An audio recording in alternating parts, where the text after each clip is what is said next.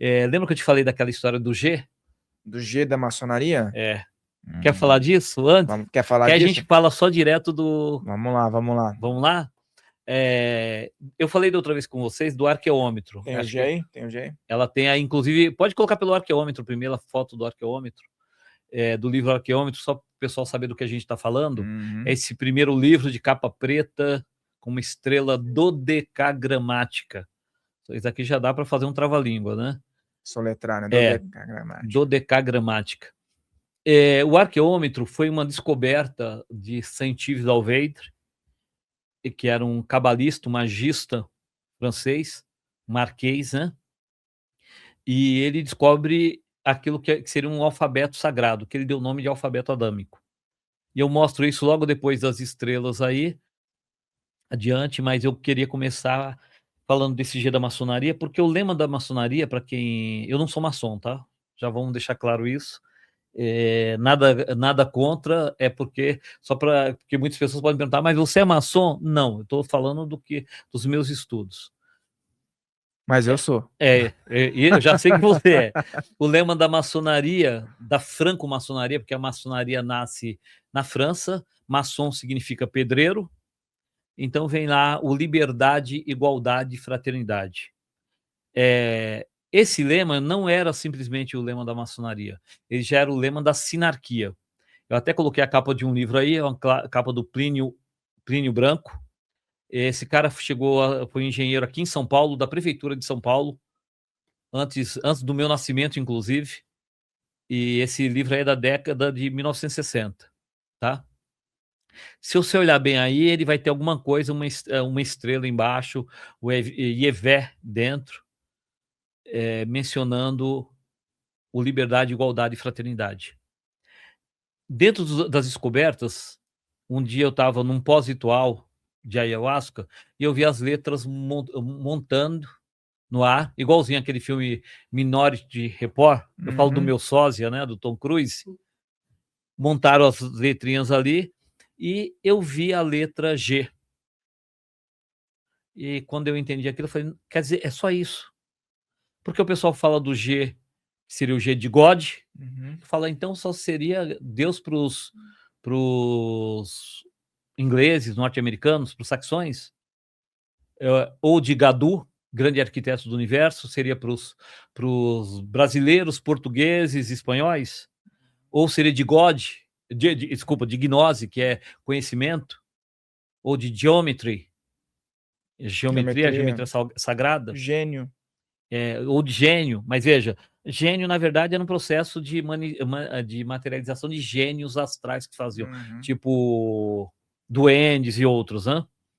Mas veja, se você olhar ali pelo arqueômetro, você vai ver que os 3 signos do elemento ar são Gêmeos, Libra e Aquário. Gêmeos, liberdade, Libra, igualdade, e Aquário, fraternidade. Não é isso que o pessoal está falando aí já há 40 anos? Estamos entrando na era de Aquário, a era da fraternidade. É isso, né? Então, se a gente olhar por logo depois do primeiro triângulo, eu coloco ali o alfabeto adâmico. Se você olhar escrito em azul, você vai ver os 3 signos do ar, que são Gêmeos, Libra e Aquário. Mas se você olhar a letra planetária correspondente ao número 3, você vê que é a letra G, que corresponde ao planeta Vênus. G é a letra do ar. Então, o G da maçonaria é exatamente isso. Então, todo o ensinamento dito esotérico, antigamente nas escolas iniciáticas, ele era proferido em 3 níveis. Um que a gente chama de fisiogônico ou androgônico, aquele mais raso, ainda é verdadeiro. Depois o nível relativo, que é o nível cosmogônico, e o terceiro nível teogônico. Então é mais ou menos como se a gente brincasse com a mecânica quântica e a física quântica. Desculpa, a mecânica newtoniana e a física quântica, a mecânica quântica. Aquilo que é verdade em um nível pode não ser verdade no nível seguinte. E essa é uma temática de muitos debates que tem em lojas, tá? As lojas, elas apresentam trabalhos, claro, são fechados lá, mas existem muitos debates sobre simbologias, porque a humanidade, por exemplo, ela tem simbologias desde eras muito remotas, né? E as ordens iniciáticas das mais diversas, elas foram surgindo depois, e elas foram agregando conhecimentos de multiculturas, né? Então é super interessante sempre colocar até mesmo estudos que já são, de repente, fundamentados em debate, como os cabalistas gostam de fazer, né? Eles gostam Sim. de sentar e conversar e colocar possibilidades infinitas, né? Eu acho super interessante Em isso. Ifá também era feito isso, tanto que na confraria de Ifá, os babalaôs, os mais graduados, falavam: eu não sei Ifá, eu estou aprendendo Ifá. Esse talvez fosse o problema da tradição oral, mas também era a parte boa, onde o cara admitia que ele não sabia tudo. E você vai complementar o meu aprendizado, a Gabi vai complementar o meu aprendizado, cada um vai complementar esse aprendizado. Então, se eu me coloco no pedestal de quem sabe tudo, eu não aprendo mais nada. Então, os cabalistas, se a gente vai fazendo esse estudo, você vai percebendo que cada um traz uma contribuição, vai trazendo mais um esclarecimento. São vários ângulos. Tem uma frase que um amigo meu falava muito, essa frase já é antiquíssima, que diz: um ponto de vista nada mais é do que a vista de um ponto. Você está naquele ponto específico. O ponto de vista é só a vista de um ponto. Daquele ponto, desse ponto que eu estou vendo o ficus elásticos lá do outro lado. Você está vendo outra paisagem. Então, cada um está vendo uma coisa. Esse é meu ponto de vista. O seu ponto de vista é outro. Mas não necessariamente o meu é mentiroso ou não é verídico e o seu vai ser mais do que o meu. É simplesmente isso. Então, a pergunta que eu faço é: por que o pessoal cria tanto cavalo de batalha, tanto esoterismo com S, tanta ideia do isso é mistério? Na Umbanda a gente fala muito de que o cara tudo diz que é segredo, tudo diz que é mistério, aô, heró, ou como se diz em Fá, confundem Odu com Odu, né? Ou seja, o cara não está entendendo o que está acontecendo. Mas já que ele não sabe e não quer dizer que não sabe, o que ele faz? Isso só para os Fechado. iniciados, é fechado. Isso a gente não pode falar. Mas não pode falar porque não sabe.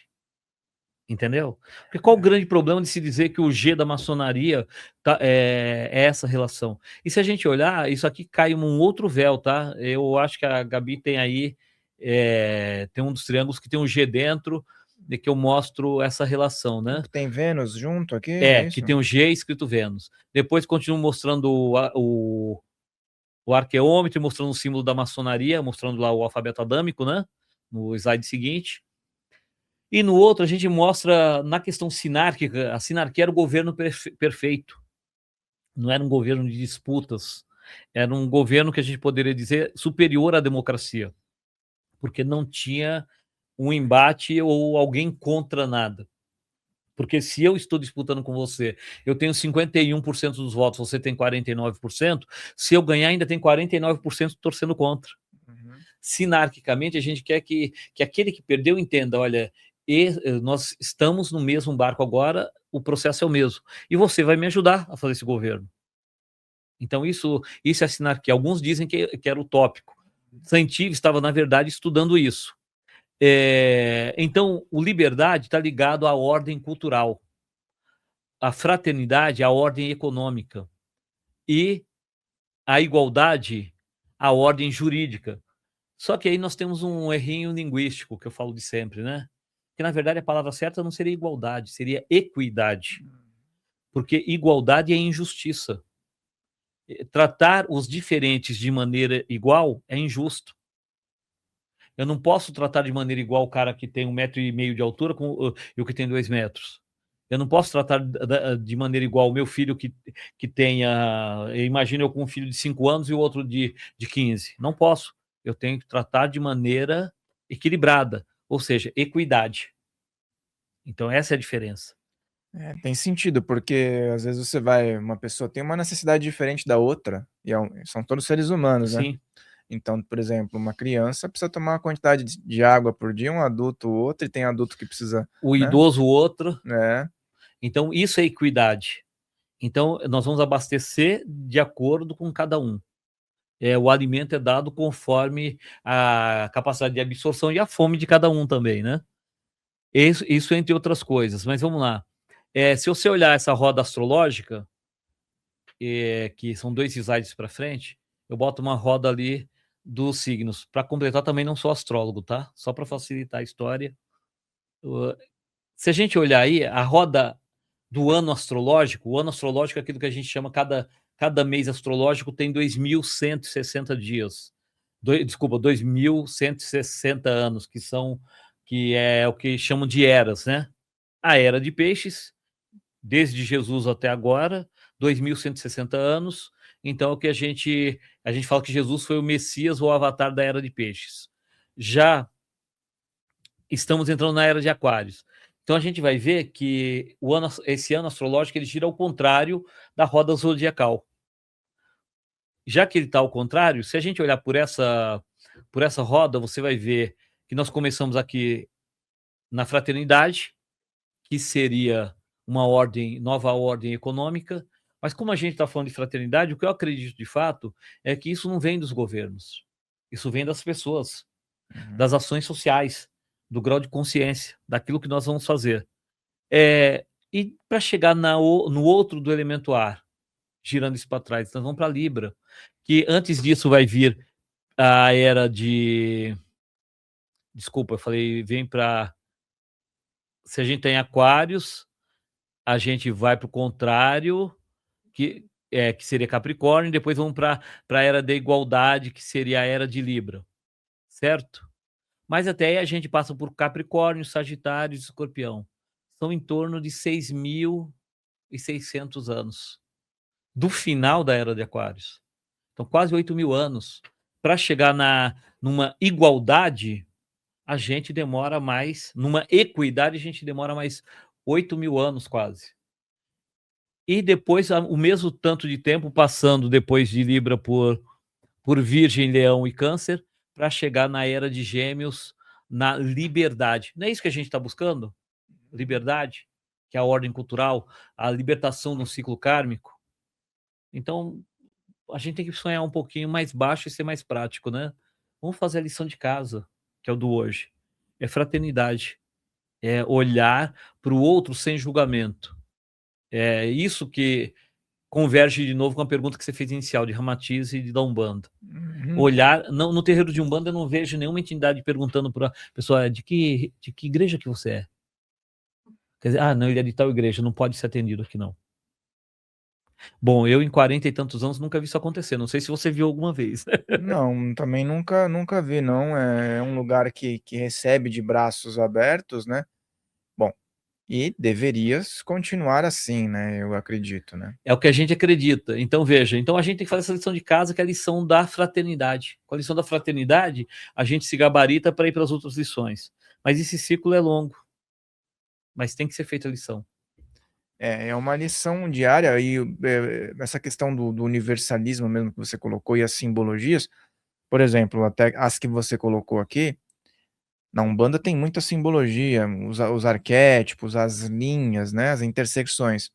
Só que essas simbologias, por incrível que pareça, elas não são pertencentes da Umbanda só. Não. Não é assim, é da Umbanda. Ela tem influências das mais diversas e encontra ali um ponto de convergência. Então, isso que eu acho que é interessante.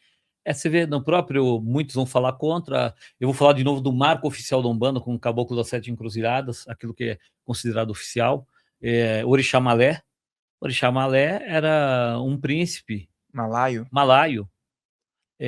que fazia magias com o uso de animais, mas não com o corte de animais. Ele trazia os animais, tem até um caso relatado que é quase cômico, né? Que ele fazendo um desmanche de magia, ele fala, dentro do ritual, ele fala, eu preciso de um sapo. Você conhece essa história, não? Que ele joga o sapo lá, não é? Não, o sapo some, não é? Essa história que você está falando é dos pombos. Dos pombos, isso. Essa era externo. Essa dos sapos, ele faz assim, ele está dentro do terreiro, ele fala, preciso de um sapo. E aí os assistentes os médios começam a falar, não, mas como? Não, é indispensável um sapo. Fala, não, mas aí a pessoa tinha que ter falado antes que vinha, aí o senhor tinha que ter avisado antes, não dá para arrumar um sapo. Ele falou, não tem jeito, eu preciso do sapo. Aí ele mandou todo mundo ficar quieto e falou que ele ia trazer o sapo. Mandou o pessoal ficar em oração. E demorou mais de hora, e todo mundo calado dentro do terreiro, fazendo oração, e daqui a pouco, quando o pessoal escuta na porta do terreiro, um bate-bate lá. Aí alguém abre a porta, tinha um sapo. Ele trouxe o sapo de onde o sapo estava, usou e depois mandou ser devolvido para a mata, vivo. Ou seja, ele foi buscar o sapo onde ele estava. São coisas que ficam à conta de fábulas, de mitos, mas são casos verídicos de que os médiuns daquela época, vários relataram, e se não me engano, esse caso é relatado pelo Leal de Souza, né, que era jornalista, entre outros. Cara, você falando isso daí, né, eu já tinha lido a história ele tinha uma influência forte, ele era muçulmano, né, Sim. na sua trajetória, e tem muito das influências do islamismo dentro da Umbanda, que as pessoas muitas vezes não sabem, né, como de outras vertentes, também trazidas aí por essa entidade, né. E São Francisco de Assis também tinha um magnetismo, né, que o pessoal Também. tá numa outra caixa para muitas pessoas, mas São Francisco de Assis é nomenclatura de uma religião, mas e Francisco, e o espírito, né, e o ser, como você disse, né, e o mentor, e o mestre. Miramês diz que o nome Francisco de Assis é adotado porque os últimos anos de João, evangelista na ilha de Patmos, ele teria usado o nome de Francisco, Pai Francisco. E aí, em homenagem àquela encarnação, ele renasce com o nome de Francisco. Mas veja, vamos falar de julgamento? Quem é que estava em voga naquela época do nascimento de Francisco e fazendo as piores barbaridades no mundo? O catolicismo? E por que ele nasce no catolicismo? Provavelmente alguém ia criticá-lo por isso, né? Ah, mas ele podia ter nascido numa outra vertente mais esotérica, mais mística. É quebra de paradigmas, né? E o compromisso que ele tinha com aquele grupo? E a escolha que ele fez não se respeita? Então é isso que eu tenho ouvido dos mentores nesses 40 anos, especialmente nos últimos 10, eles falarem muito. As escolhas da alma têm que ser respeitadas. Então, no reencarne, há escolhas. Então, essas almas têm motivo para aquela escolha. Claro, então, instituições também que eram predominantes tinham que ter espíritos ali para fazer a diferença. Para quebrar os paradigmas. Senão não tem mudança. Exatamente. Bora para os pontos cantados, então? Bora para os pontos cantados, e que você também separou um material legal aqui, inclusive tem letras, tá, pessoal? Que, como eu falei, quem for membro do canal vai receber esse PDF lá no grupo e na nossa postagem, hein? Garante, seja membro, que é super simbólico, e ele vai passar aqui com tudo o que foi falado. Bora lá, então. Alguns eu posso até cantar, tá? Mas vocês vão ter que me engolir. Se quiser que a gente traz um atabaque aí também. Não provoca. Ontem a gente estava fazendo aula, hein? Então vamos lá. Tem um ponto aqui, esse ponto eu gosto de falar de alguns pontos, porque esse me aconteceu num dia que eu tinha consagrado Jurema preta, mimosa, tênue flora, e tudo que eu queria naquele dia era só foi um experimento em casa, que eu estava testando uma graduação, e eu só queria fazer uma projeção, era uma coisa pessoal. E no momento que passou os 30, 40 minutos, eu falei, não vai ter nada não, né? E deitei de lado, quando eu deitei de lado, começou um característico de transe meu, começou um murmúrio e um zumbido, tipo, começa a falar, e aí quando eu percebi, eu já estava meio astral. Para alguns, eu diria, no reino da Jurema, e eu vi esse ponto que eu não conhecia ele dos terreiros de Umbanda. E, curiosamente, ele é comum tanto aos terreiros de Umbanda quanto aos cultos de Jurema, Catimbó Jurema. Que ele é assim, abre as portas, gente, que aí vem Jesus, ele vem cansado do peso da cruz, vem de porta em porta, vem de rua em rua, para salvar as almas sem culpa nenhuma. Então, esse ponto, na verdade, foi no finzinho desse processo que eu passei. Por que eu gosto desse ponto? Porque esse ponto, ele fala da disponibilidade. Abra as portas. Aí vem Jesus. Ou seja, você está esperando ele mesmo? Ele vem cansado do peso da cruz. Mas o peso da cruz é dele ou é nosso? Ou nós que estamos colocando peso onde não existe? Nós que estamos colocando peso em tudo. Vem de porta em porta, ou seja, abre-se a oportunidade, como dizia o próprio Jesus, ninguém vai se perder. Então essa ideia de expulsar, de maldizer, de excluir o outro, esquece. E fala para salvar as almas sem culpa nenhuma. Quem são as almas sem culpa nenhuma? Somos nós. Lembra que eu falei antes, eu até antecipei esse slide, né? A culpa gera desculpa. Se eu me encarnar pensando em culpa, eu vou pedir uma encarnação de resgate, ou de prova, ou de expiação, nunca de transcendência, nunca de transmutação. Entendeu? Essa é a escolha da alma. Então, se eu poderia ter escolhido diferente, poderia.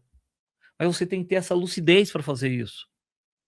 Eu acredito que 90% de nós ainda encarna sob o peso da dor, sob um peso de uma cruz, porque você invoca isso para você. Eu fiz tal coisa para o meu pai, para minha mãe. Me deixa pagar isso. Eu não estou querendo pagar nada, nem boleto está dando certo muito de pagar, né, gente?